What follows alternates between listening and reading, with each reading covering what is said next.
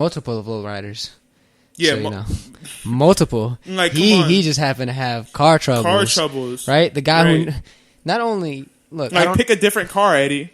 He knew how to work several different hydraulic systems on several different cars. Like, come on, that man made the Escalade go.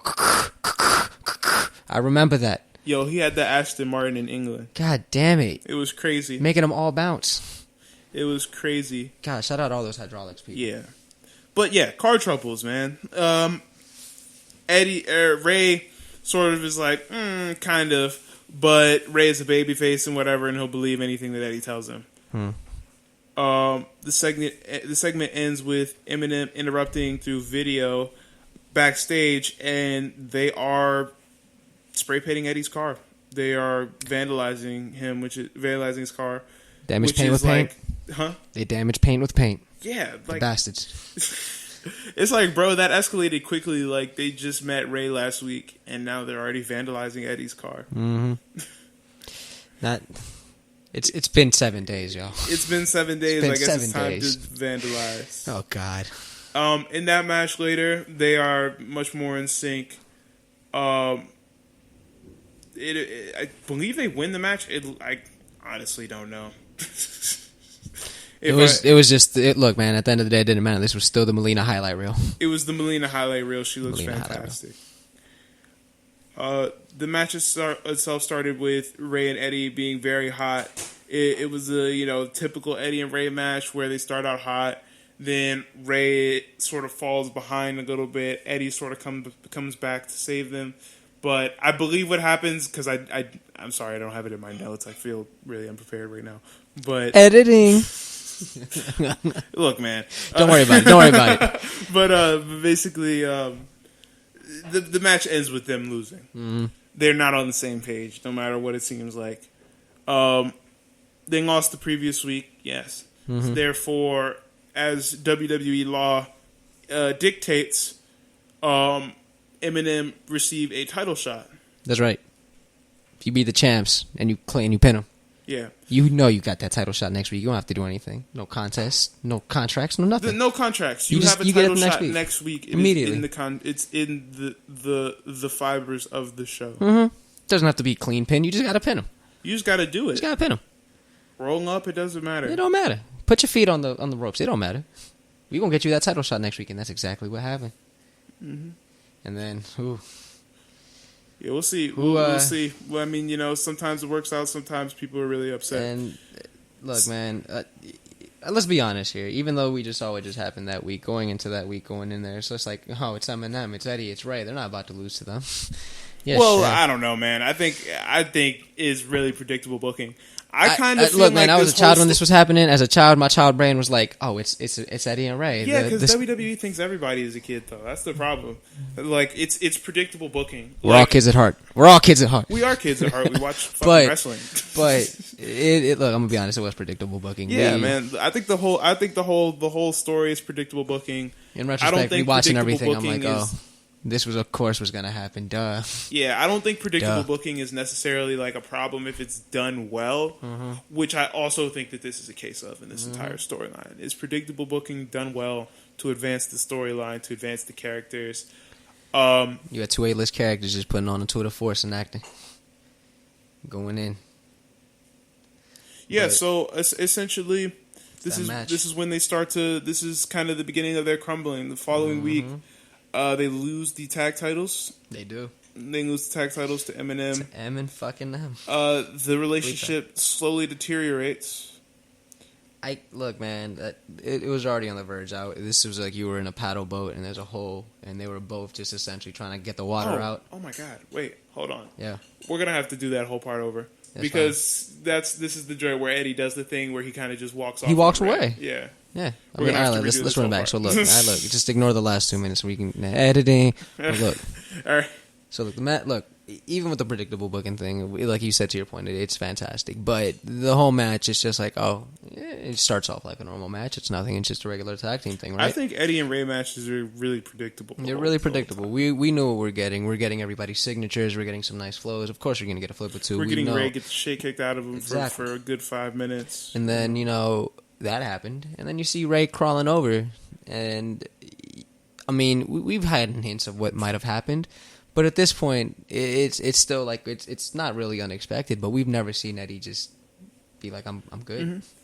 Got off the mat, was like, I'm gonna walk back. You see Rey putting his hand out, Eddie. Yeah, Hermano, where you going, bro?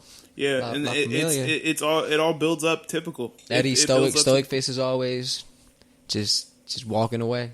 And this is a classic WWE swerve done well. Mm-hmm. And then it all ends up and coincides with, I mean, hey, look, man, I love Rey to death, but he gets stomped out. He gets that nice pin. Eminem are your new tag team champions, and let's begin the real fallout of Eddie and Rey. Yeah. The Eddie sucks chants rained down from the Birmingham crowd. Oh, man, those were... these were not being phoned in. Yeah. These were not being... People were ready to give them these boos. Because we saw the boos in previous weeks. We saw the Eddie sucks chants in previous weeks. And people were ready to pull them out. But they were just waiting for the turn because it's like... Again, with the predictable booking, everybody saw it coming a mile away, but everybody's like, oh, no, hell yeah, I actually need this. I require it. It's the goddamn slow burn. It's fine, though, man. Mm-hmm. I feel like that type of booking is absolutely fine.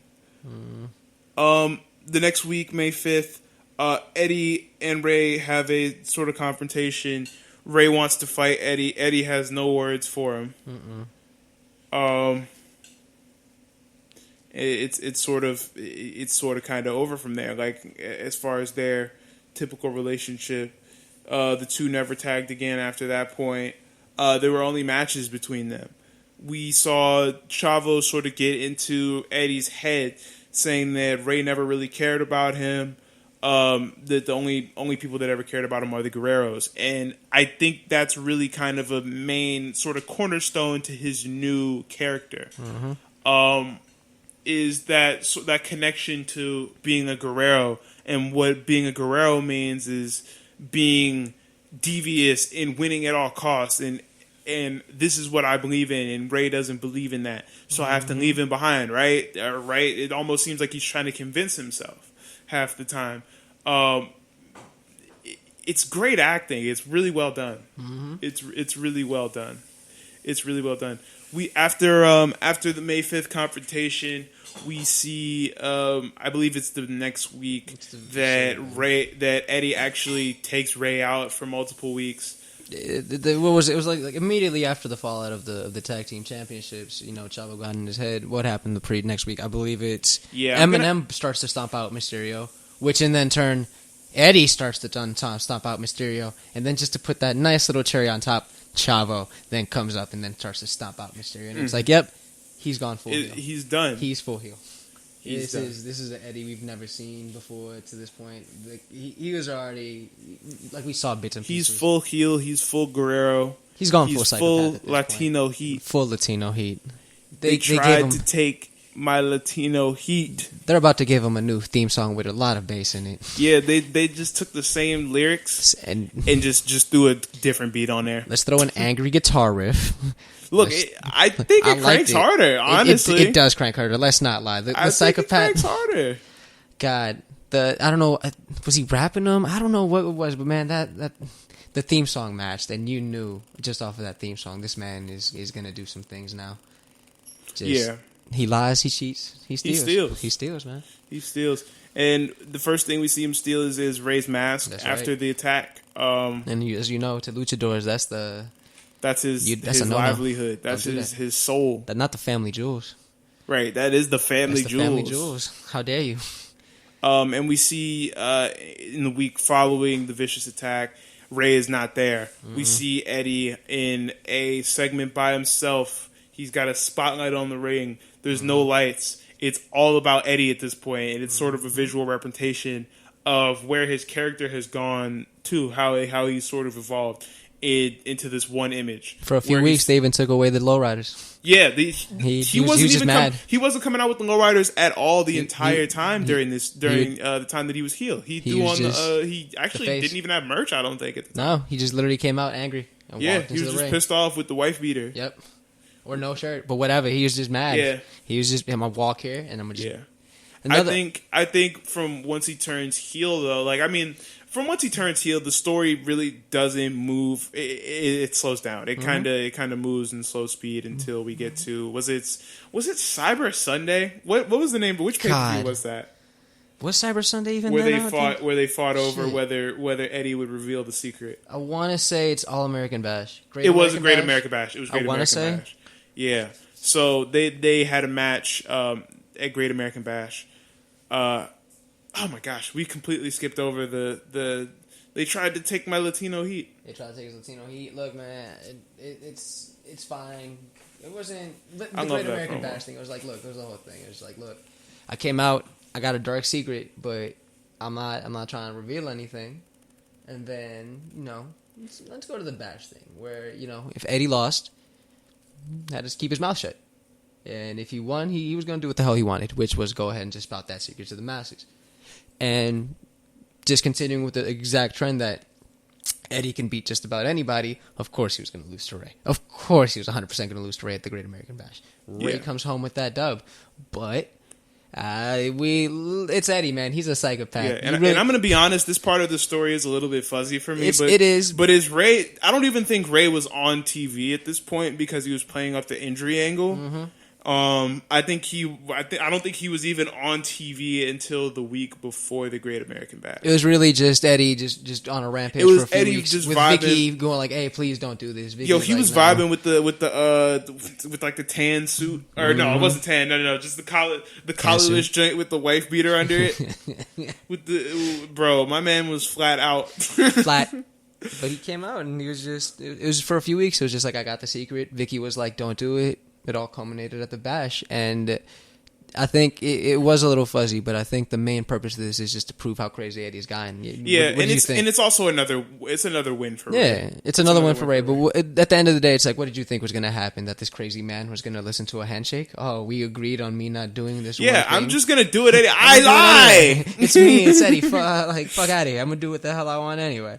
Come on. At this point in time, Let me see if I can remember exactly. Didn't it happen right after the Great American Bash? Or that he revealed it, or am I tripping? That he revealed that the secret? Yeah. I want to say it was 2 weeks, knowing WWE booking, because this is the part where my notes get kind of real fuzzy. But I want to say it was 2 weeks later that we get the segment where Eddie is at the park with Dominik, like, oh, I have a little secret. I'm your real dad. Wait. I'm your poppy. Yeah, I'm your poppy. He does say that. Yeah, he definitely says I'm your poppy. I'm your poppy. He does say I'm your poppy. That's where the shirts come from. That's right. It's like, oh, wait. We forgot to give Eddie merch. I'm your poppy. Yeah. That is where that came from. I completely forgot. Yeah, look, man, in retrospect, I hate it, but it's also hilarious. It is hilarious. It's hilarious. It is hilarious. That is my stance. I am your puppy. I'm your puppy. We're just casually at the park. We're at the park. How did I get you? I don't know how I got you. You know the guy who you've called your father for years? Excuse me, your papi for years? I just happen to casually just get... Because I'm your papi. I'm your papi. It's me. This is a bonding experience. Mijo. Yeah, bro. Ooh. We see Eddie. I mean, I think Eddie is probably at his most chilling and kind of cold-blooded when he was by himself those few weeks without Rey. But at this point, we see it kind of go back and sort of intertwine with the WWE foolishness. Shenanigans. And we get actually Rey's son, Dominik, bro. His actual son. His real son. You see this man on Monday nights now. My boy, that's Monday Night Dominik. Monday Night Doms. Not the Monday Night Messiah. This is where he comes into the fold. He's what was he, 8? He was 8. My man looked like a baby member of NSYNC with the blonde streaks. Yeah, shout out to Dominik. Shout out to Dominik, man. Now he's wearing Balenciagas. The Timbs. He traded in his Timbs for Balenciagas. Balessi.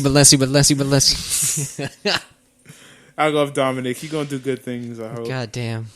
And he wears tracksuits. The man knows how to be flat and in comfort. He knows. Ray taught him well. He's so well. Ray taught him well. It's like, hey son, you're like 2 feet taller than me. What if you did the 619? Yeah.